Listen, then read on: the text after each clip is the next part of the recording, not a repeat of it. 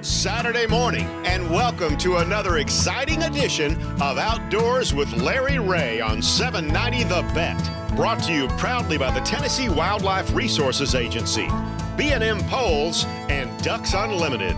Now, here's your host, Larry Ray.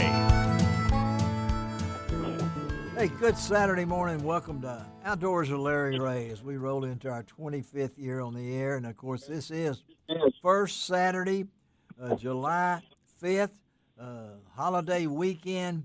And who better to start July off on first Saturday than one part of the team that was there when we started this thing almost 25 years ago. Ain't that something? Yeah, there he is. That's the old-time radio show. Just think how young we were at that time. I know see? it. Oh, my gosh, yeah. Yeah. I was still in high school. You were still in that. Well, you were there for a long time anyway. Yeah, I didn't want to pass my father. That's right. You liked the third grade so much you took it 3 times. That's right. Gene Smith is here in studio co-host. Always great to have Gene. And, of course, the other part of our team is here, back from Alaska. And Gene, he and his family took the whole family out there, not by covered wagon, I don't think, but Dave Gabbard. Good morning. Good morning. There he is, in honor of Dave, back from Alaska. What do you got on over there, Gene? A Northern Exposure T-shirt. And why would you wear that? That's my favorite TV show. It was, wasn't it? Yes, it was. I got 2 copies of every episode. You got 2 copies of every episode. Yeah, from start to finish. Why 2 copies? Just in case you. When I started taping them, then my children bought me some CDs. Okay. Or so DVDs, you still have CDs and whatever DVDs. Okay. And BBDs. I got BBDs. So I wasn't into to that TV show, but I can imagine it had a lot of hoot and hollering in there if it got Gene in it that long. He's already tried to tell me some of it, but Dave. The trip, talk about it. Tell us how it went. Oh, that was a trip that was, like I say, always on somebody's bucket list, and it was mine. But I was pleasantly surprised. Yeah. About places in Alaska, especially Anchorage. You know, I was expecting a little more rustic. Anchorage is a big, thriving metropolis. Oh, yeah. You know, you're looking at big boulevards and malls and Until an earthquake comes along. I mean, that's but you know, other towns, Seward and Juneau's unique because you can't get there by road. It's either air, ship, or ferry or whatever. The capital, okay, yeah. It's not that big, and but got to see a lot of neat wildlife. You know, we hit it just right because I think out of the couple of weeks we was up there, it maybe only rained 3 days, and really, a rain in Alaska is just a real heavy mist. Yes, what we would call not like what we have. Right. Oh, yeah, right. You don't get the big downpours, and which is what we've been having while you were gone. I mean, my wife's garden, but at the same time, this was a family trip, right? I mean, it was kind of my son and daughter-in-law's 20th wedding anniversary trip, and my daughter-in-law's 40th birthday present, and they was talking about going to Alaska, and they said, "You want to go?" I said, "You plan the trip? We'll be there." Yeah. So, but what surprised me is, and talking to people, it's been, I don't see how the people can afford to eat up there. Oh yeah. In the grocery stores, Yeah. Talking to and looking at prices, and talking to one of the young ladies that was giving us a kind of a wildlife trip one day, and she said, 2 dozen eggs is almost $30. Oh my gosh! Unbelievable. And, well, of course, they can get chickens in there and things like that, but vegetables and stuff like that, they got to come from Hawaii or the U.S. You need to acquire a taste for rhubarb. Rhubarb, really? Rhubarb is everywhere in Alaska. Yeah. Huh. I didn't know that. So they ate a lot of rhubarb up there, but what surprised me, you always hear about the Alaska Gold Rush. Yeah. And everything, and you think it only lasted 4 years. Huh. Okay. Yeah. And the people that made the money were the people that were there first. Yeah. Of course. Yeah. The people that went up there.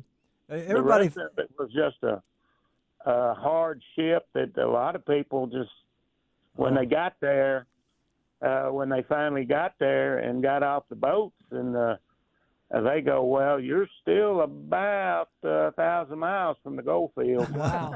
I think a lot of that was created by Hollywood, though. Call of the Wild, Call of the Wild. A lot of it was created by the press. Yes, back then. that's right. Yeah, and the Iditarod and all those different kinds. Now, I have not been to Alaska. I don't think Gene has either. Me neither. I want to. I'd like to sometime, but I don't know. I think we're both running out of time here a little bit, but so glad you got to do that because I know you were in the Air Force in the Dakotas, right? So I was all over the northern. Yeah, plains. that's what I thought. Well, Yeah. from the northern plains down to the coast of Texas and stuff. Yeah, but going to That's what I Alaska, did. and you guys, you got to see Anchorage. You didn't go to Fairbanks, and I know Fairbanks. and I understand Fairbanks is almost like the United States in 2 months of the year.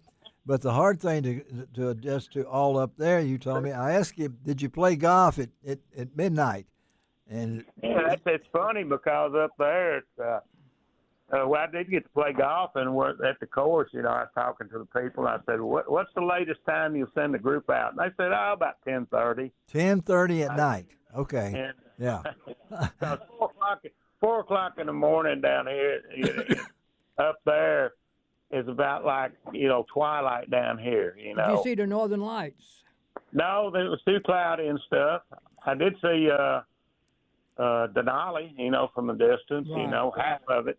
Half of it, okay. That's really hard to see, though, I understand, but I was more concerned about dealing with the time zones and the light all the time. But Yeah, it's just it's 3 hours difference between here and Alaska. yeah, but I mean, I'm still dawn at 4 in the morning, still light.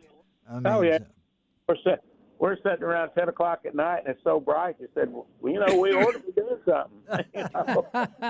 Yeah, so that would be hard for me to do. I don't know. I think that would be a joke somewhere in there. Like working on a shift, different shifts. Yeah, but then all dark. I couldn't handle that. I could handle the light, but you know me, I'm not a dark person. Well, I don't like. I think a lot of people up there in their homes have darkening stuff over their windows and stuff like that. Well, they just about have to. You'd have to have all darkening around your car windows or whatever it might be. But let me tell you about today's show, folks. Excuse me. I got a little coughing spell. I wanted to let Dave jump in on that for sure, but we're going to talk in the first segment with Mike Arnold. Mike's been on the show before. He is a scientist, outdoor writer, and he's written a new book called Bringing Back the Wild. And I know Gene Smith would love this. He's been all over the world, hunted all over the world, different animals, and Mike's out of Bishop, Georgia. Going to talk to Mike about his book. Then we're going to get another detailed report on the Legends of the Outdoors Hall of Fame. It's just about 5 weeks ahead of us. It's getting close in Springfield, Missouri. So Garry Mason will join us to talk about how they're getting the final preparations. And then we have a new addition to the Tennessee bird population. And you're going to think, what is he talking about here? A new addition? Sure, the birds have babies all the time. Well, not at the Tennessee Aquarium. Okay, We have a brand new baby penguin born just recently, just several days ago at the aquarium. So we're going to talk to Loribeth Lee. Loribeth Lee, she is the Tennessee Aquarium Assistant Curator of Forest, but she's also a bird lady up there. We're going to talk to Loribeth. And then I'm going to try to be more diligent. A lot of folks realize we miss Ron Wong and his fishing contacts all over the place. So I said, well, I'm going to make sure that we start publicizing our local guides, particularly crappie fishing, here in July. So we're going to talk to Clay Blair. He is a member of the B&M Pro staff based out of Senatobia and talking about crappie fishing in July. And then we're going to bring in maybe the most popular one of the most popular pro bass fishermen in the Mid-South, and not just the Mid-South, throughout the Southeast, the nation. He's won over $3 million, and he's from Blaine, Tennessee, over in East Tennessee, and that's Ott Defoe. And Ott has been kind enough to jump right in after winning a knockout round on the Major League Fishing circuit, and he is a big-time guy, and he just won $150,000. And, boy, he did it in a big way. So we'll close out today's show with Ott Defoe. And I want to remind you, we're going to have a musical Outdoors of Larry Ray. That's right. On July the 19th, put it on your calendar, folks. Nothing but music. We're hoping that Shelby McCall can be here if she can get away from jury duty. But we're hoping she can bring her trumpet. Don King, the voice of the TWRA, and the Outdoors of Larry Ray theme song, will be in studio Saturday. And so Don will be here. Get old Gene in here. I'm going to check with my man Hoot about maybe bringing his saxophone in. And on top of that, our good friend Glenn Wheeler, the high sheriff of Newton County, Arkansas, out of Jasper, his band won't be in the studio, but they'll be playing some music for us. So I'm going to prepare you for that as we look forward to that. I don't know. I think that Frank Barton will be in the studio with us, and maybe John Gord. I don't know. But anyway, I want to give you a heads up. All right. You just need to be sure to bring them all a kazoo. All a kazoo. No, I'm bringing my kazoo. Now, I could bring my cornet, but I don't think I can get the air out of it compared to the wonderful over there Shelby McCall and her talents that she has. But anyway, so we're going to have a lot of fun on today's show. Going to be upbeat. With Gene here, he does not have his book. I'm nervous about that, but we'll rely on Gene. He's a walking. Are you thinking right? I think he's thinking right now. I got 3 of them already. He's got 3 of them already. Well, let's save them for you down the road. So let's take a break on Outdoors of Larry Ray, and we'll be right back.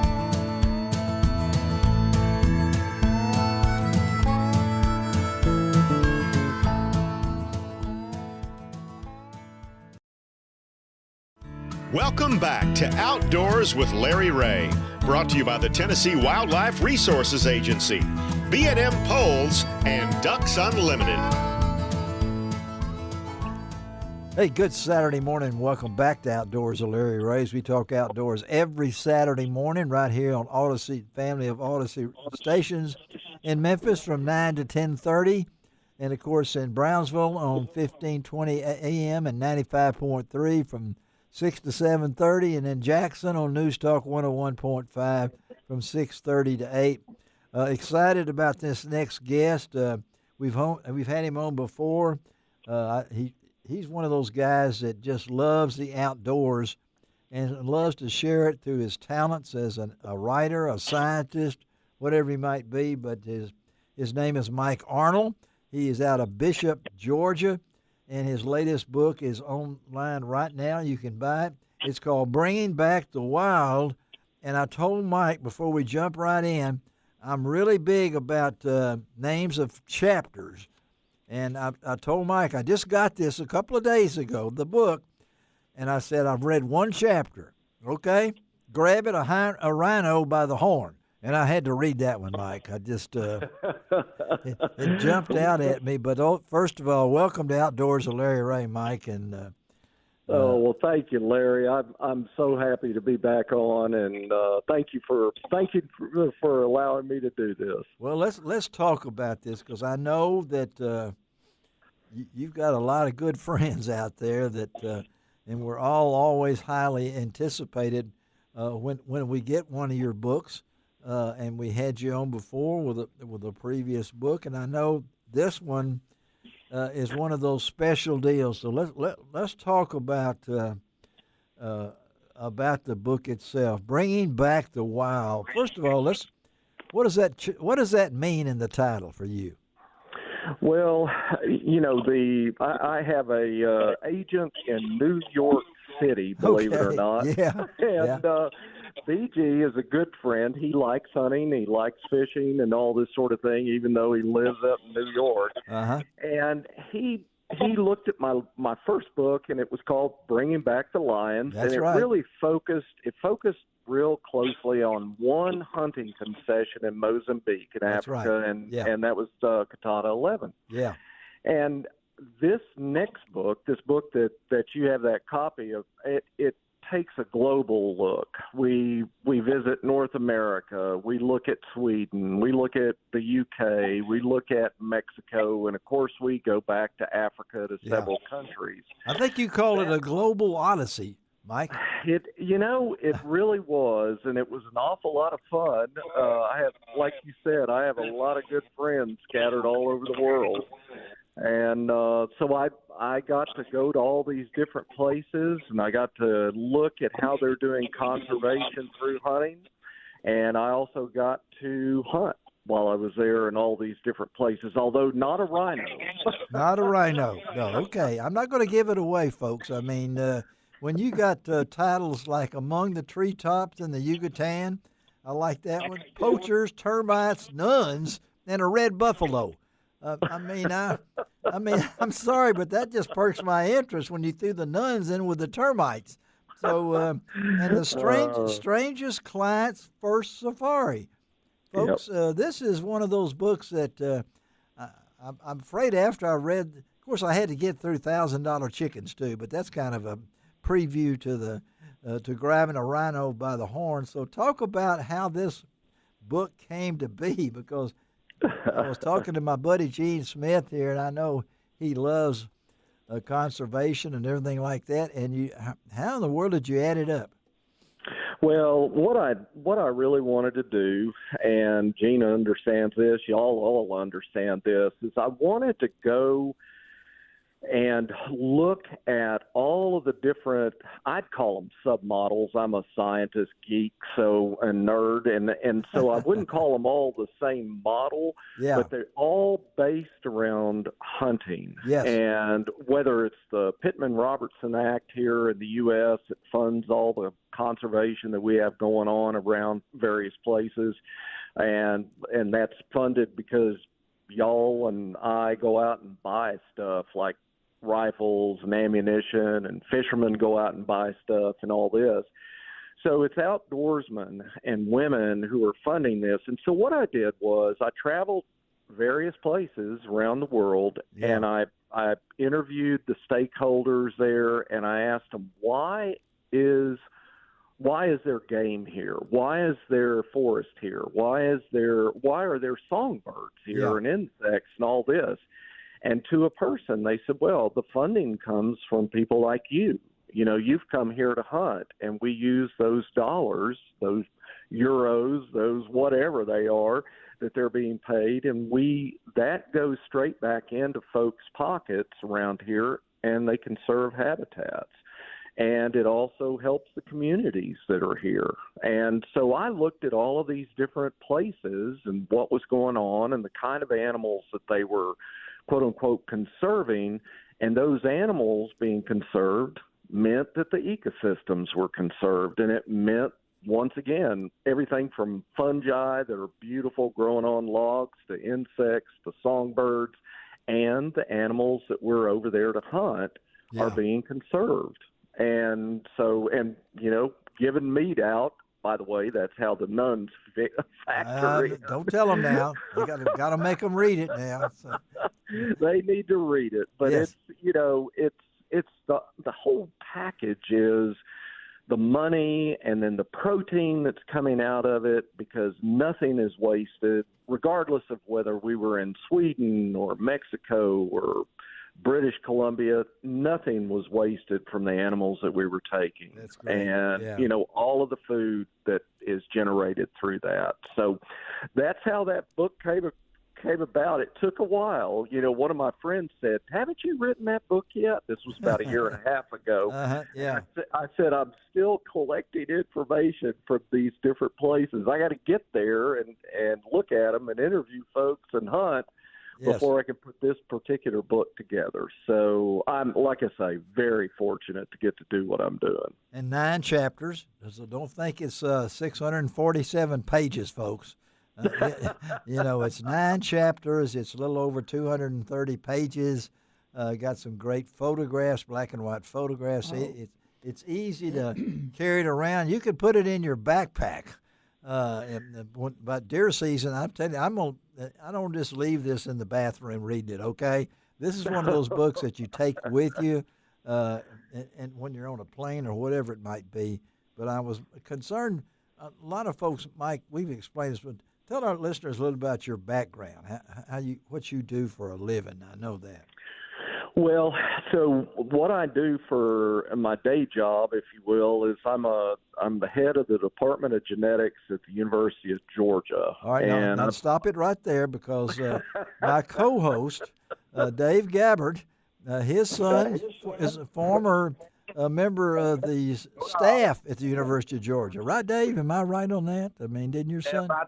Yeah, my son received his doctorate from the University of Georgia, and he worked after he received it for a couple of years down there over what they call the ARC or the RBL over there.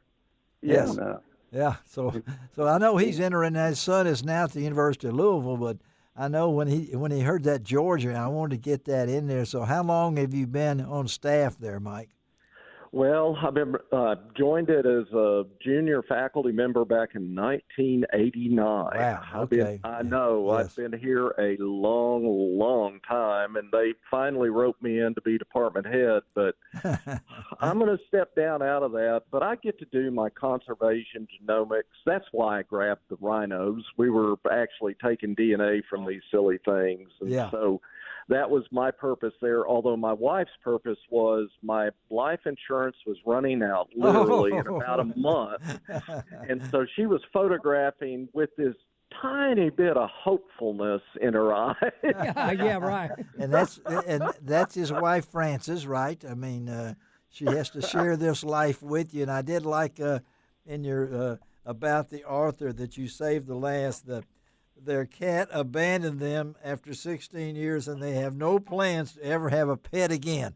So, I tell you what, no, he got away from us, and that was it. That was it. That, to me, that's a true scientist, outdoorsman, when you get down to that and you get so attached to them. And I know your stories are from the heart, Mike, and I know when you just put 9 chapters together, it could have been 25 or whatever, because your life has been such a fantastic journey that we've kept up with. So it's just, y'all know this is the same thing for y'all too. We are so fortunate, aren't we, to get to live outdoors a good bit of what we do. Amen. I mean, amen. Yeah. We get to watch nature. Yes. I'd sit in an office some, but I always wanted to be a field biologist, and so that's what I've always done. Yeah. And I was always out. Most of my work was in very far south, southern Louisiana for 30 years, and so I got to. Yeah.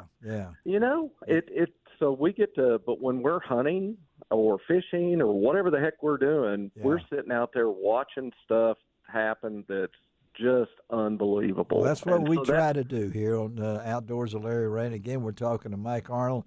Running out of time. I know, Mike, I spent 34 years in the newspaper business, which is not there anymore. And we've been doing this radio show almost 25 years, and it gives us an option. What do you got, Gene Smith? A friend of mine hunts all over the world, used to. Now he's passed away, a young man. Well, Hathaway Taxidermy got a hold of me, and I had to mount some hippopotamus teeth. Whoa, there you go. And I didn't know they were his till I went to his house and saw them on the mantle. What I did, I made some little cups with brass so he could mount them on the board. That's Gene. Oh, yeah. I want to get a hippo sometime so bad. I was talking to a buddy of mine over in Mozambique about that. I got a croc this time when we went over and a hyena, but I'd love to get a hippo sometime so I could have those teeth mounted. Right. Well, I tell you what, Mike, thank you for taking time to be on Outdoors with Larry Ray. I'm middle-aged for a 164-year-old man, and I got my biggest deer ever last year, and I'm just so blessed to be able to do this and to have people like you on the show with us all the time. But we wish you nothing but success, Mike Arnold. And folks, again, the name of the book is Bringing Back the Wild, 1999. Tell them, Mike, how they can get a copy.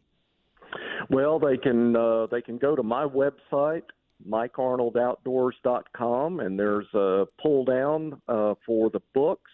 They can also get it off of Amazon, Barnes & Noble, anywhere they want to do it that way too. And you can go to LarryRay.com. We'll have all this posted next week with how to get the book and all the information about it. Mike, thank you, buddy. Have a great weekend.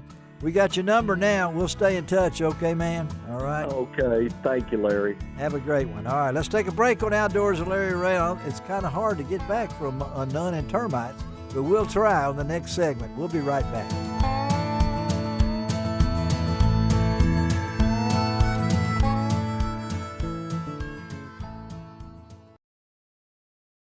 Welcome back to Outdoors with Larry Ray, brought to you by the Tennessee Wildlife Resources Agency, B&M Poles, and Ducks Unlimited.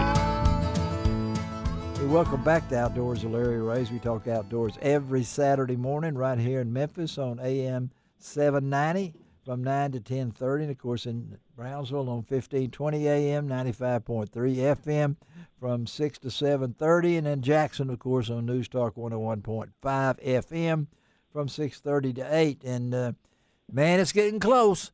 I know this gentleman on the line with us right now, and he starts getting them butterflies. I know, don't tell me he doesn't, because this event is big time.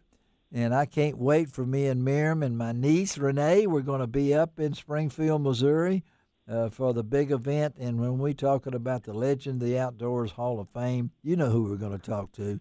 And that's our good buddy, Garry Mason. Hey, Gary, good Saturday morning, buddy. Hey, Larry, man, glad to be on here. Yeah, it's getting time, Gary. So talk about what's going on with the Mason family right now. What are we at? How many weeks now? This is the 5th of July. We're about 5 weeks out or so, or are we? Yeah, five and a half weeks. And I tell you, this time of year, I don't start getting nervous until right after the 4th. But until right after the, yeah. We've done really good this year already. I think we've sold out the hotel right across the street. That's Anglers Inn. Okay, yeah. Anglers Inn Lodge, and we've sold that out. We will sell out the venue again this year. We consider 400 people, 40 tables selling out, and I know we're going to sell out. Still got a few of our Hall of Fame members from the past that we hadn't heard from that we know are probably coming, so that's always exciting. And, man, got some great names that's going to be there. Brenda Valentine, Harold Knight, right. Boyd Duckett's going to be our guest speaker this year. And, of course, Larry, you're going to be there, and many others. Well, I can't wait. And, of course, I think Boyd might have gone in with me the same year, I think. Yeah, he did. And, of course, the date, give him that date. We're kind of monkeying around about that. It's August the 16th. There you go. Springfield, Missouri. Yes. The doors will open at 9 a.m. in the morning. That's on Saturday morning. Yeah. 9 a.m. in the morning, and we'll start the event as close to 10:30 as we possibly can once we get everybody in the room. We'll have some awards, some great music, some good eating, and then we'll start the induction ceremony shortly after lunch. And I know my man Dave Gabbert is on the line with us, and he and his wife Rand were in Springfield for my induction, and it meant so much to me, Dave. Talk about what happens that day, Dave Gabbert. You can give it from a different perspective than us.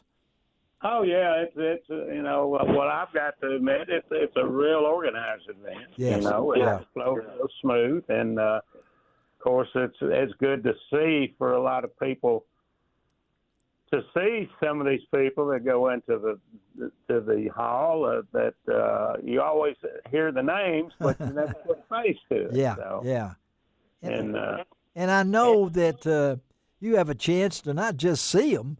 You got a chance to meet them, right, Gary? I mean, they're there. I mean, it's. Oh yeah, I tell everybody, this is a big family reunion from all your Legends of the Outdoors inductees and all the folks that will be there, people you see on TV, you read about in magazines, you've read their books, you've seen their art. Yes. You heard their radio show. Yeah, I don't know. Yeah. And these folks are all just great individuals like all the rest of us that love the outdoors and love the people of the outdoors. And I told Joy Monteleone the other day that we was all brothers of the woods and water. That's true, and Joy's a good one about that. But again, we're talking to our good friend Garry Mason. Yeah. He is the founder and president, director, whatever you want to, chief muckety muck of the wonderful. That's like the year you went in, Larry. Over there, I heard more people. They talking to me. They go, "Man, you sound taller on radio."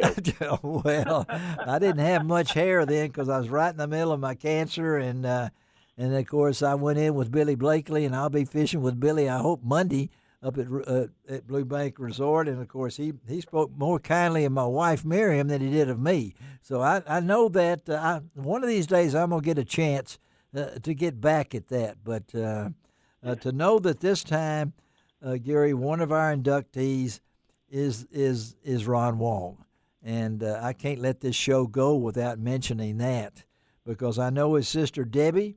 I know she's coming in from California.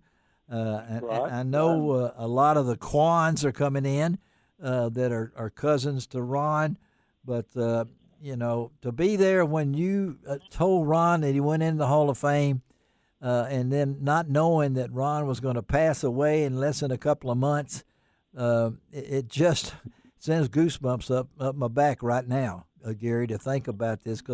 So to talk about when you make that call. I know what Ron broke down crying, man. So I know me. You did it on this radio show, you dog. I mean, yeah, that is the greatest moment, I think, of what I get to do, and I know that it's a great moment. The other great moment is getting to stand on that stage and receive your induction. But but that initial phone call, or sometimes it's in person. Yeah. When we get to tell someone that, hey, you have been accepted into the Hall of Fame as an inductee, and you're going to get to go into the Hall of Fame as a member. This is a accumulation of someone's whole career in the outdoors. That's right. We didn't make Larry or Ron or any of you guys legends.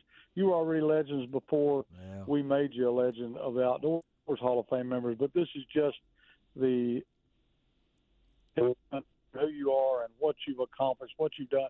Most of all, for me, it's what you have done for others and what Ron done for others. Yeah, and, that's true. Gosh, he was such a gentleman of the outdoors industry, and Ron would he'd put a smile on everybody's face the minute he walked in the room. Well, I know some of the B&M folks will be there because Jack Wells has talked to me about it, and other ones, with Ronnie Capps and Steve Coleman, a lot of those people like that. But Ron touched so many, and I'm looking forward to it. I don't know how I'm going to feel up on the stage with Garry. It's going to be an emotional moment. I know that. And to have that empty chair out there that Ron would be, well, he wouldn't be in a chair. He'd be out taking pictures. I mean, he'd be taking pictures. He didn't need a chair, Yeah, he didn't need a chair, but there'll be one there for him this year. Yeah. And I'm like you, Larry. Of course, I get emotional. These guys I get to stand on stage with because I get to see the tears. I mean, I've seen people like you and Johnny Morris and other people that I look up to with dignity and get to see them with tears streaming down their face. This is a very emotional moment for them and for us at the Hall of Fame. And somebody far greater than me should have done this a long time ago for you guys. No, it was God's plan, Garry. And I know there's a lot of patriotism in this. Dave, you remember that. There's a lot of patriotism, a lot of religion. There's a lot of focus on what we should be focused on. And that's our nation, our God, and everything that goes into this. And so, folks, man, if you can, squeeze them out, buddy. On the 16th of August, it'll be a day you won't forget. And you can go to the Legend of the Outdoors Hall of Fame and get all the names, and we're going to be talking to some of them down the road as we get closer to this amazing event. And what a facility, too. Absolutely. The John A. and Jenny Morris Convention Center is top shelf. Yes. Getting to go to the Wonders of Wildlife Museum and aquarium is that should be on everybody's bucket list if you're an outdoors person. Yeah. And make it a today is weekend, just- folks. Yeah, make it a weekend because there's so much to absolutely. see in Springfield, particularly headquarters for Bass Pro, a lot of other different things there in Springfield. But let's do it. Gary, thank you, buddy. And we're going to be talking to Gary really soon again. I think we're going to get the one and only Cuz Strickland on with us the next time. And if anybody can talk about the outdoors, it's the Cuz, right, Gary? I mean, Absolutely, yeah. Cuz is our national spokesperson and has been for several years. But we'll get him on with us, and we'll talk more about the Hall of Fame and about the folks that's going in. All right, Garry Mason. Have a great weekend, buddy, and we'll talk to you down the road, okay, man? Thank you, Larry. All right, thank you, Dave. Gary. See you guys. All right. Okay. All right. All right. Gary's gone. Thank you, Gary. That's a big event, and I do appreciate Dave and Rand for being there that year because I was not doing really good with my cancer, and I know it's going to be tough doing it for Ron and Ron Wong not being there, but I know he'll be there in spirit, and so we appreciate that. All right. You can eat an extra plate. I could eat an extra plate. Well, there'll be plenty of food. I know that. All right, man. It's turn it over to the man himself, Mr. Northern Exposure. How about a pun? Well, it's actually a true story. Oh, this is a true story? Yeah, I went to get my driver's license. You know, you get the star and everything on there, and it had a thing on there. If I was an organ donor, I said I don't have an organ, but I do have a piano. Oh, an organ donor. Where'd you go to high school? Humes, right? Hume, yeah, me and Elvis. You should have learned by now. How about another one? You said you had 3. Well, you want to talk about the penguins? Yeah, the penguins. Yeah, the little penguin went to the bar to look for his daddy, and he asked the bartender. He said, "Have you seen my father?" He said, "What does he look like?" Because they all look alike. They all look alike, yeah. So that was it. That's the penguin story. All right, we're going to take a break, and we're going to talk. Penguin jokes. Yeah, we're about to do another penguin joke. We're going to come right back with Loribeth Lee of the Tennessee Aquarium, and they got a new baby penguin at the aquarium. So let's take a break. We'll be right back.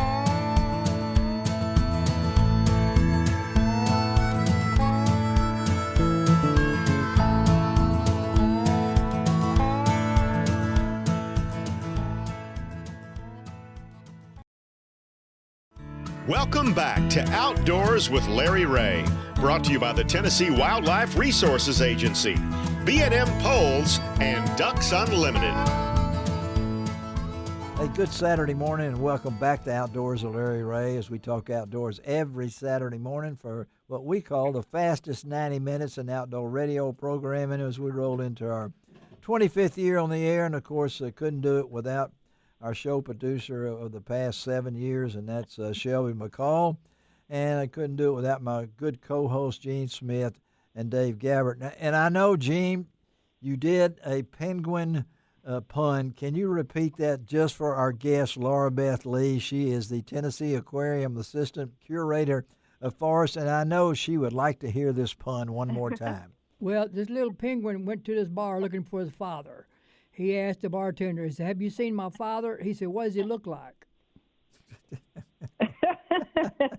They all look alike. Do all penguins look alike? I mean, they pretty much do. They pretty much do within their species. And so, Laura, first of all, thank you for being on Outdoors with Larry Ray on a quick notice because you guys have had another historic moment at what I believe is the top aquarium in the nation.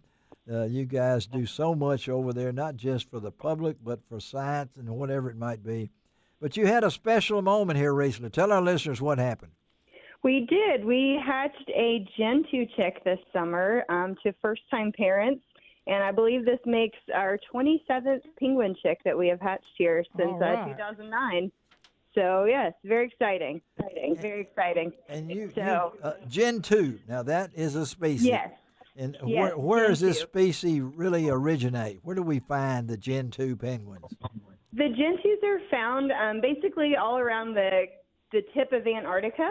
Okay. So they truly are cold weather species of penguins, and they can be found on some of the surrounding islands around Antarctica as well. And so this penguin was born real recent, like what, May 29th or something like that? May 29th. Today is day 35. Yeah. 37 somewhere in there. Uh-huh. But they stay in their nest until they're 75 days old. So we're about halfway through. And this penguin, get this, guys, weighed 3 ounces, about the same as a candy bar. That's just amazing. I mean, they are very tiny and they grow incredibly fast. By the time he leaves the nest, he will be close to 10 pounds. And that happens in 75 days. So yeah, a 3,500 increase in body weight in 5 months. I mean, I was just amazed at the press release that you guys put out. Allison Pryor, great job, media coordinator. So talk about what's ahead for this unnamed, and tell our listeners why this penguin has not been named. Yeah. Well, with penguins, they're not dimorphic. You can't tell the males from the females just by looking. And so we will not do a blood test until their normal physicals, which happen in November. So we do not know if we have a male or a female until then. And so we're holding off on the naming until we know. But in the next few weeks, he's going to have to learn how to move around the exhibit, and he's going to have to do a swim test, and then he will hopefully join the rest of the birds mid-August. So you can't see him right now, right? Him, her, I don't know.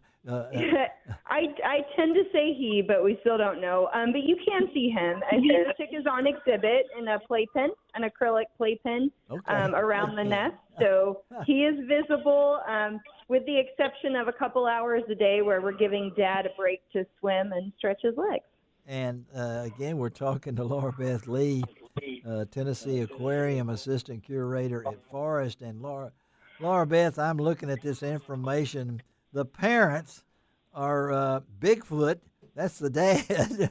Yes. And Carla is the mom. Poor old Bigfoot. I don't know how you got that name. And you mentioned this is the third generation of this family line to the Penguins Rock Gallery. It is.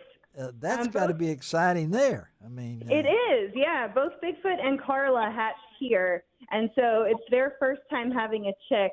Carla didn't quite figure it out this year. She did very well sitting on the eggs, but has not had a lot of interest in feeding the chick. Really? So Bigfoot's basically being a single dad. He is nailing it. He's doing amazing. Really? Is that normal? Is that normal? It is. Yeah, that would happen out in their natural habitat as well. The male as takes care of aquarium. them. Yeah, the male takes Well, the female usually participates and usually helps with the Gentoo species, but Carla just needs maybe a little more practice. Okay. So sometimes it doesn't come so natural to some birds. So how long is the incubation here? I mean, did you know it was coming on May 29th? You're all sitting around, or what? How's that go? Yeah, it is somewhere between 38 and 42 days. So when they lay their egg, we start doing the math, and there's a window when it could hatch. They had 2 eggs, which is normal, and one was broken and not fertile. And so we didn't really know what to expect with the second, but we got a little surprise on the 29th. That's amazing. And just to hear you talk about it, talk about your background, Loribeth. How'd you get in with the penguins? I have been at the aquarium since I was 14, so going on 26 years now. Really? I have. I've been here for quite a while, and I started volunteering to clean up after penguins the day they got here, and it's turned into a full-time career. So it's my dream job. And they know you, don't they? They do. They know faces. Birds are very good at identifying faces and voices even. They know me. They understand that I'm bringing food. They don't like the vet. Yes, they don't like the vet. Really not the favorite, Yeah. But they're fun, and they're all different. They're very, very different birds. They unique are. Birds. I mean, you talked about this one was pretty loud. I think you said a lot of noise. Very loud, yes. Very loud and very bold. Not a chick that seems to be afraid of anything, which is a really good trait to have. And so when you were 14, you remember your first chick? Remember your? Well, we didn't get our birds until 2007, so I was actually here before the penguins even. You were here before that's what I thought. I was here before, yes. So I was here in '99. And are you from the Chattanooga area? I mean, Mostly we lived in Chattanooga since I was in about 5th grade. Okay. We moved around a lot before that, but we've been in Chattanooga for quite a while. And this is just part of what happens at the aquarium. I mean, It because not only you have the new chick, you got a new and refreshed exhibits, the river journey building, a lot of stuff going on there. The African shell dweller, the chilies. You got those? We do. We have a lot going on. We're always constantly making improvements to the galleries and to the tanks and adding animals as they're born here or hatched here. So there's always something exciting going on. The Vietnamese mossy frogs, Yes. a bumpy skin amphibians, has been located in a new, larger habitat mimicking their home in the lush rainforests of Southeast Asia. Folks, do we not have a great aquarium? I've got to give them accolades because I've been to aquariums all over the world. In fact, a couple of weeks ago in Vancouver, British Columbia, they're supposed to have a nice aquarium. We went to that one. Yeah. And while my son and I was walking through, we was talking about it, talking about the Tennessee Aquarium, so as compared to others, and it's just, nothing like it, Well, Thank you. We take a lot of pride in what we do, and we have some of the best minds and the best people working here. So I think it really shows. Well, I know. How do you describe your job, Loribeth? I am now in charge of everything that is not a fish. So mammals, that's what I thought. birds, turtles, yes. So I still spend 5 days a week with the penguins, but I also help manage the other areas and make sure we have everything we need and everything is cared for. And how many species do we have at the aquarium? Oh my goodness, a couple thousand. That's what I'm thinking. Yeah. Yeah. So turtles alone, we have close to 100, and so that doesn't even count the fish and the amphibians, the mammals, the birds. So we have a couple thousand species represented here, and a lot of them are native to the Southeast, which we're, a very fortunate area of the country to have such diversity. I've got to ask you this because I don't think we've ever had the person in charge of all the critters like you are. Do you take the job home with you? I mean, it's hard not to. You understand that they're not your pets. They're they're something that you take care of, but it's hard not to work here, especially for as long as I have, and form some sort of bond with them. But fortunately, we have so many good people who know how to take care of them just as well that, when I do go home at night, I can say they're under good eyes. They're going to be just fine. Well, so. I know that you know those critters as better as anybody. What is the age of a penguin? How long do they live? Oh, that's a great question. So most of the time they live 15 to 20 years, but we have a bird who is 34 years old. Oh, wow. Come on. Yeah, so a lot of times as using aquariums, they have vet care and they don't have predators. And they so live longer, your lifespan can double, So we have a 34-year-old female Gentoo named Peep. She is doing Peep, Peep, okay. She is doing just fine. She's got a little bit of a cataract issue going on, but when you're 34, that's I don't know, like 100 in human years. I think that's to be expected. So, well, folks, if you have not been to the Tennessee Aquarium and the IMAX Theater, I will not go to the IMAX Theater. I can't handle it. Okay, I'm going to have to take 7 Dramamines for me to take that. But it's the aquarium, and I know it's going to be a big crowd this weekend. We will officially announce on Outdoors with Larry Ray. We gave away some tickets on my website, and Mark Beadle of Bartlett and his family will be over there during the weekend, the holiday weekend, and I want to thank all the folks over there for taking care of it. It didn't take us long to get those tickets away. In fact, before we could even get the show going, just about, because it's such a wonderful place. And I know you folks have a lot of folks every year visit the aquarium. But Loribeth, thank you for taking time. Great job. Before she goes, can I say a penguin joke? Yes, say a penguin joke. Okay. I'd love to hear one.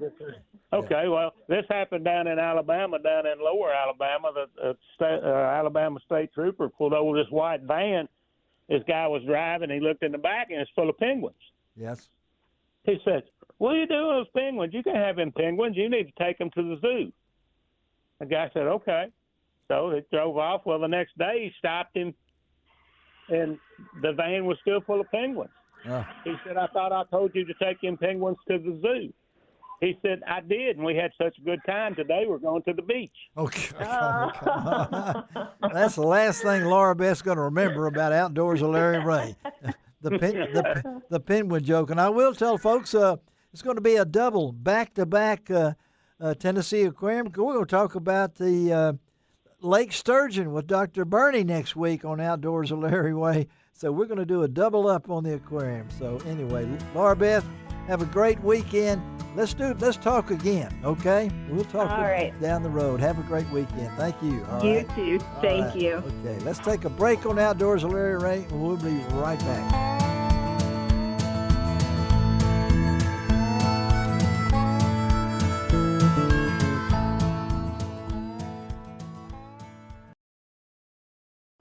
Welcome back to Outdoors with Larry Ray, brought to you by the Tennessee Wildlife Resources Agency, B&M Poles, and Ducks Unlimited. Hey, good Saturday morning. Welcome back to Outdoors with Larry Ray. I don't know how many times you think I've said that over the past 25? Four times over the past 25 years. I don't know. A whole bunch of time, and I couldn't do it without Shelby McCall, our show producer.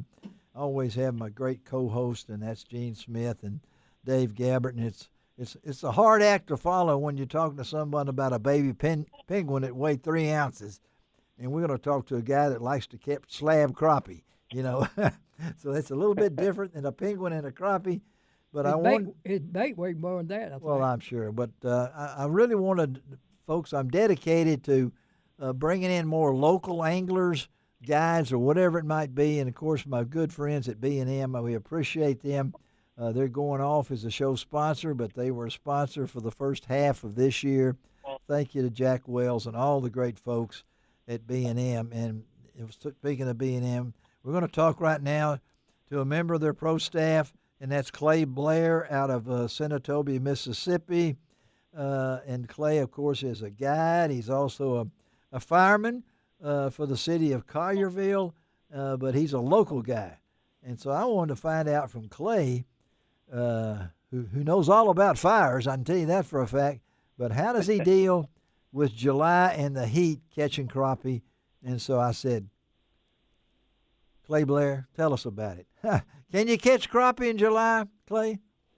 100%. There you go. Larry, thank you so much for having me on the show today. I always look forward to this, and I never want to do a show without mentioning my buddy Ron Long. He was such he meant a lot to me, and I talk to him regularly. And his passing has definitely hurt a lot of people and all. And but like I said, I always want to mention him on the show because he meant so much to me. So to a lot of different people, and I appreciate you throwing that in there, Clay. But I know he would have had you on a long time before I got here, but I'm dedicated to Ron talking in my ear, saying you got to get them local guys in here. But so talk about it. A lot of people say, well, spring, fall, crappie go to bed after that. But tell them about catching crappie in July and August. Well, Mr. Larry, July and August definitely is hot in North Mississippi. Everybody knows that. Usually the temperatures get up to 100 degrees, and the heat index is extremely high. But if somebody can get up out of the bed early and get down there and fish about 8 or 9 o'clock, they can catch fish just like any other time of the year. I shared a picture a little while ago with you about a beautiful sunrise the good Lord allowed me to see. Yes, you did. And we're gonna post that on LarryRay.com. I got to post it. It's a beautiful picture, Clay, but you got to be early. It's early, right? I mean, you got to be early. You do, because it gets up around 11 or 12 o'clock. It's just about unbearable unless you have an umbrella or something like that. But, obviously these fish transition. They're in a little bit deeper water this time of year. And if you look for shad and bait, you usually find, schools of crappie. I like to fish way out in front of creek channels, just say like on Sardis Lake out in the mouth of Clear Creek, and that's deep water. Yeah. About 40 foot out there right now. Sardis Lake is extremely high for this time of year. It is. I would imagine. Yeah. Yeah, we've had a lot of rain this spring, and but yeah, the fish will still bite. They're very aggressive. You know, I'll tell you a little back history. Back when I was a kid, my granddaddy and daddy used to put in at Holiday Lodge, and we would go out in the summer in July and August with minnows and corks, and we would fish on the shady side of the trees, and we would catch crappie in the heat of the summer. We sure would. In the heat of the summer. And what about bait-wise? I mean, presentation and things. This is a different. You gotta flow with the weather too, though. Clay, talk about what techniques and bait and what are you using? Well, Mr. Larry, you know, everything's kind of transitioned into forward-facing sonar. Yeah. Everybody likes to do the new technology and actually watching the fish, and some people call it video games and all. But it definitely works. And a lot of times, what we do is use artificial bait like slab magnets by crappie magnet. That's a bait that I prefer a lot, obviously on B&M poles. And we'll cast. A lot of times we have those forward-facing sonars set out to about 50 foot. We'll cast out. It's kind of like a lot of action. You watch the bait fall down to the fish, and then you slowly start retrieving, and the fish will chase and bite. So it's a fun way to catch them.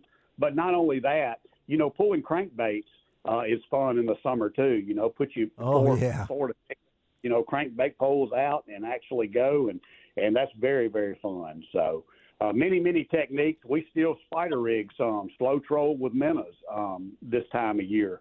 Minnows. You know, all the techniques through the years, you know, that we've learned work if you're just willing to get up and go out there early and put it to use. Well, tell our listener a little about your background, Clay, because he does have a guide service, and we're going to publicize his guide service, folks.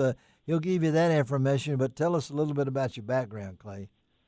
So my background, basically, I've been guiding probably for 10 to 12 years now, but I fished Sardis my whole life. I'm 52 years old, and my grandfather and my daddy, they carried me crappie fishing as a young boy, but we didn't do it for the sport. Now it's turned into a sport. Back then we did it because we ate them. You know, That's we right. still eat them, but we went out there to catch them to eat. And but like I said, so I fished my whole life as far as on Sardis and Enid crappie fishing, and started guiding and have been truly blessed to get on some great pro staffs. You mentioned B&M. B&M, Jack Wells has been extremely great to me. He's helped me in a bunch of ways, and it's just a great company to represent. Crappie Magnet also is a great company to represent. They're Christian-based, and that's, you know, Mr. Larry, that's what I look for. I want you to tell them that. Tell them that now, Clay. Come on now, because the people want to know who you are, and that's at your heart. I know that for a fact. So, folks, if you're looking for that guy to not only treat you right, he will learn you right. That's right. When you're out there, because he stuck with you, folks, for 3 hours or whatever it might be, and it's not an easy job being a guide. Now, a lot of people think, well, all they do is fish. No, they have to deal with people, Clay. I know that. And you have to learn that, and the only way you can learn that is through how you've been brought up, I believe, how you treat people. That's true. And so takes a lot of patience, Mr. Larry. That's right. Yeah. Give them patience and give it to me right now. So tell them how they get in touch with you and set up a trip with you. That's right, Mr. Larry. So they can actually look me up on Facebook, and I have two actual accounts. One, Clay Blair, and the other one's Clay Blair Fishing. Yeah. And what I do is I try to post regularly on some of the and stuff like that. Or they can just contact me through phone. My number's 662-501-0302. That's it. And they can get in touch with me like that. And, you know, Mr. Larry, I'm going to be open and honest with people. If I try to stay on the water, you know, I've been blessed to be a fireman for 30-plus years. And I'm on the water a lot. It gives me a lot of opportunity to fish because I work 24-hour shifts. But if I'm not on fish, and somebody calls and wants to go on a guide trip, I'm going to tell them, let's wait. Let's put it off. Yes. And if they book a trip with me and the wind's going to be bad, I do the exact same thing. I want people to come and go fishing with me and enjoy the day and us to be, you know, productive as far as catching fish and have a good time. What kind of boat you got? I have a War Eagle. It's a 2170 Black Hawk, and I'm sponsored by War Eagle, so there's another blessing. That's another blessing, buddy. I do a lot of seminars, Mr. Larry, and I always say that I'm no better than anybody else. The good Lord has just put me in a position to meet all these people, and it's just been it's a blessing to represent these awesome companies. And you guys work together. I mean, folks, you might think, well, they're competitors in a way, but they work together. When you see one of them's on a pro staff and another one's on the pro staff, they work together, and that means teamwork. And particularly in July and August when it's hot, he's going to take care of you. Now, folks, it's hot. I don't like. And I don't know, me and Gene, we grew up, they didn't tell us what the heat index was. No, I never heard of it. We knew it was hot in July. Come on, give me a break. You know, I mean, I don't want to know. This is the South. Yeah, this is the South. And when it's in December, I know what it's like, too, then. So I know that, Clay, you guys work together and talk to each other, and you're on the water so much that you check the water conditions. And he just gave you a tip right off the top that Sardis is up. I mean, he didn't have to tell us that, you know. I mean, that's what it is, isn't it? I mean, working around knowledge, picking up what you can on the water. I don't know what we did without cell phones back in those days. I'll be honest with you. I don't really like them, Mr. Larry. Tell us about it. Tell us why. Why? Well, cell phones, they can be a great tool, but also they can be they can not be your friend because, you know, so this is the deal. There's a lot of guides on the lake nowadays and a lot of people fishing.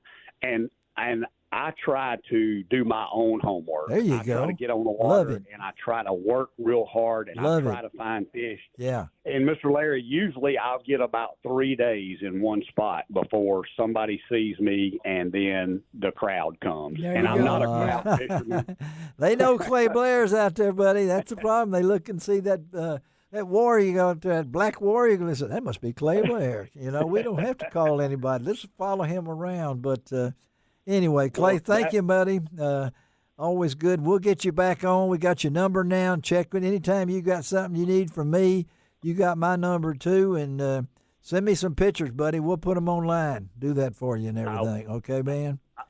I will, Mr. Larry, and thank you so much for the opportunity, sir. Yeah, when it gets a little cooler, look for the old man and his wife. We'll be down there to see you. Okay, man? All right? You give me a call. We'll go. All right, buddy. Thank you. Have a great weekend to you. Yes, sir. Y'all take care. Okay. Clay Blair, and I highly recommend Clay for you there. Yeah, he's right about you start fishing in the same place pretty regular, and everybody recognizes it. You think so? Yeah, because we went to Reelfoot one time to fish, and I asked the person there, I said, where do you get the fish? He said, follow the boats. Follow the boats. Yeah. Is that right, Dave Gabbard? That's right. You know, a lot of these, I've deep sea fished out in the Gulf out there, and certain captains, they're real protective because they have these reefs built and stuff. Right. And yeah, they got their own ones out there. Depending on the caliber of the trip you're getting, I had a captain one time tell us, says, I don't care if you got a word where I could fish on, over this place. If there's a boat pops over that horizon, we cut the line and we're gone. We're moving on. All right, we got to move on. All right, let's take a break. Come back and talk a little bit more fishing with maybe the hottest fisherman there is. He's won a bunch. Great Christian man, Ott Defoe on Outdoors with Larry Ray. We'll be right back, and then we're going to close it out with a special fishing report from Alaska with Dave Gabbard. We'll be right back.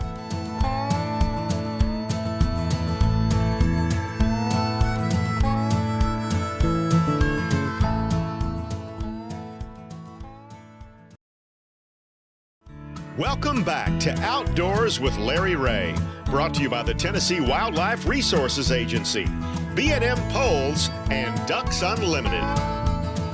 Hey, good Saturday morning. Welcome back to Outdoors with Larry Ray. As we have said that many times over the last 25 years, as we roll into our 25th year on the air, and appreciate Gene Smith and Dave Gabbard being our co-host today. Gene in studio, Dave on the line from Lexington, Tennessee, and couldn't think of a better person to close out this show. We like to entertain, but we like to give you a lot of information. And anytime I can get Ott Defoe on the line to close out a show, it just puts kind of like the icing on the cake, guys, because I know Ott, I know his background. I've followed him on this show for many years. I know his faith. He's a man of God and walks it. I know his family enjoys it, but I know he had some really good times in Charles County, Maryland at the end of June. And I know not just because he won $150,000, and I know he don't want me to mention that again because all his cousins keep showing up all the time, but congratulations, Ott. What a great round in the Zini Stage 6 presented by Athletic Brewing Company Championship round for your fourth Bass Pro Tour, Bass Pro Tour regular season win.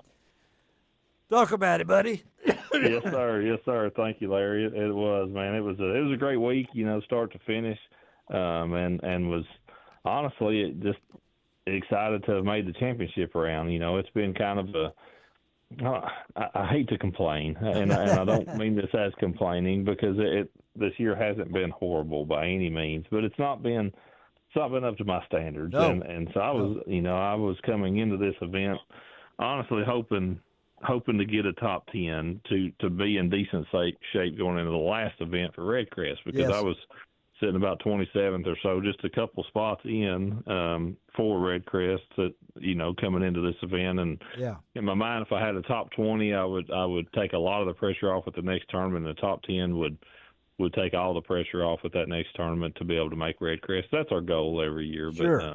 But God had bigger plans than that, so I'm very thankful for it.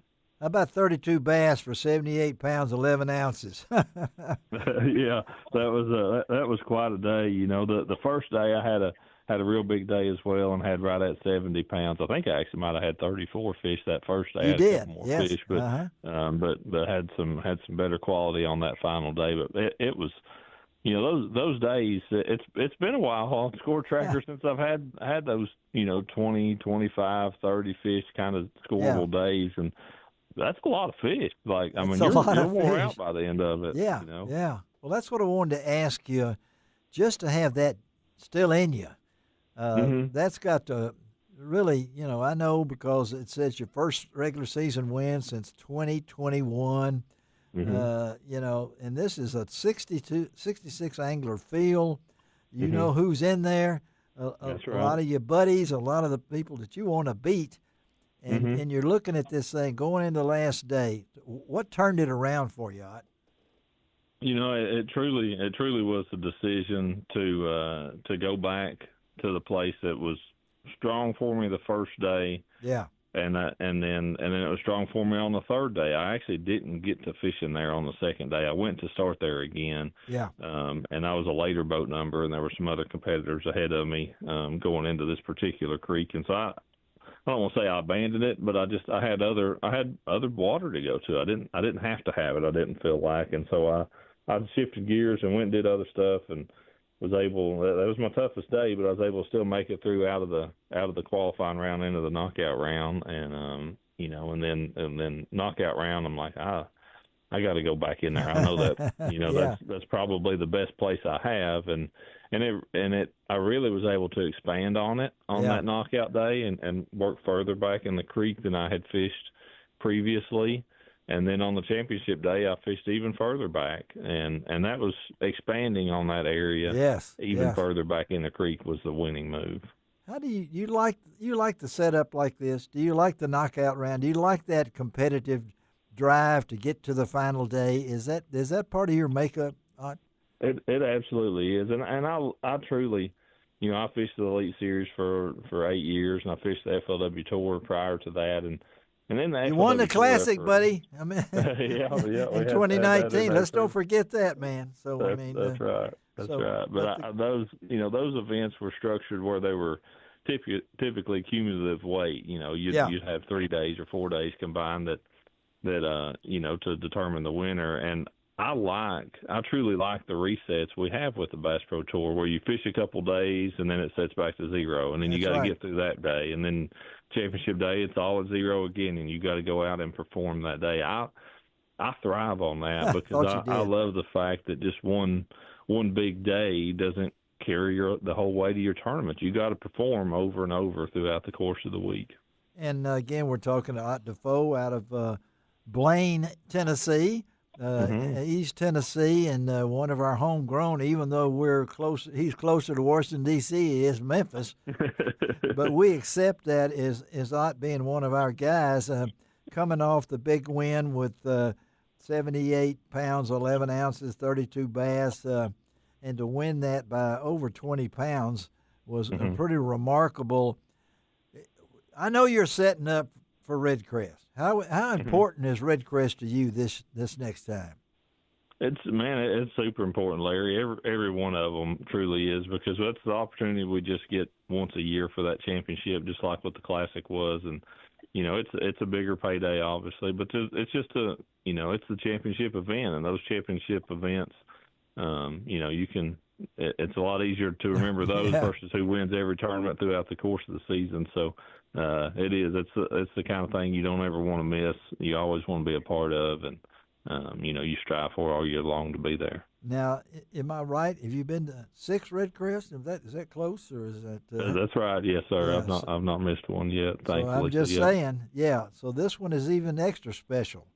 Absolutely. Every one you make in a row just gets that much more special. And get this, I can't believe, I'm going to have to throw in your age here. I cannot believe that you'll be 40 at the next Red Crest. I mean, I will. Yes, sir, I will. I'll be 40 in September this year. I know it. I got shoes older than that. You got shoes older than that, Gene Smith. I know that, but I can't imagine Ott, because he's been such a competitor. And that's great. Family is so important to you. You're one of the busiest guys I know, besides just fishing. You take care of your family, take care of your church. You take care of all the things you got to do as far as being on the road for your sponsors and things along that line. So the priorities are still the same, aren't they, Ott? Oh, yes, sir. Yes, absolutely, Larry. Yeah, it's our faith is, keeping God first is what we try to do in our lives, and then my family comes in second, and then fishing. At the end of the day, fishing is a job. It's the way I provide a living for my family, so it's important. But keeping those other ones in first and second place helps keep everything else in line. Social media has been important to you, Ott. I mean, because it gives you an opportunity that a lot of people didn't have in the old days. I don't want to. I'm aging you already. I'm already. I'm 82 and still happy to be here. But wow. But serving God the best way I can at my age. But it's an opportunity that you take advantage of, and you also put your family into this. This is not just Ott Defoe, right? That's right. Jenny and I do a YouTube series called JOJ, and yes. Have one every Sunday, and that's something that we do, and we'll have the kids on there occasionally, on there with us. But it is, you mentioned social media, and there's obviously all the negative you want to find in the world. People will point at the finger at social media, and it certainly is the culprit for a lot of it. But there's a lot of good that comes from it as well. It just depends on how you use it and how you want to apply it in your life. The correct way. How old are the kids now? Abby is 18 and recently graduated high school, and then the twins are 14 and going into high school this year. Well, I figured when I saw the 4.0, I said they got to be getting up there now. I mean, that makes that ages him in a hurry. But so anyway, when did you start? What year? How old were you when you competed? Did you begin your competition?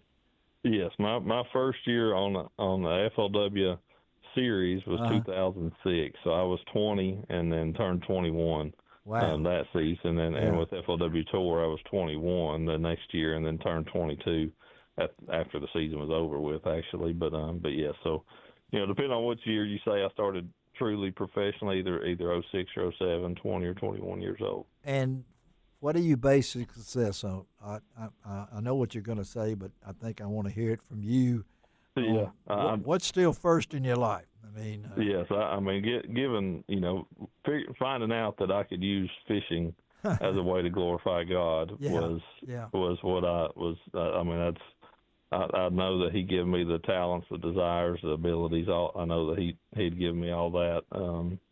At a young age, but then I didn't realize what it was for That's right. Until I got a little older in life, is the plan He had in it. But yes, that was I truly believe that that's the reason I have the talents and the abilities that I do. That those come from God, but to be able to glorify Him in a way that maybe I can reach somebody that otherwise wouldn't. Wouldn't hear about it. I think you do that, and I think you do it a lot better as Ott Defoe rather than Arthur F. Defoe. Okay, I'm sorry.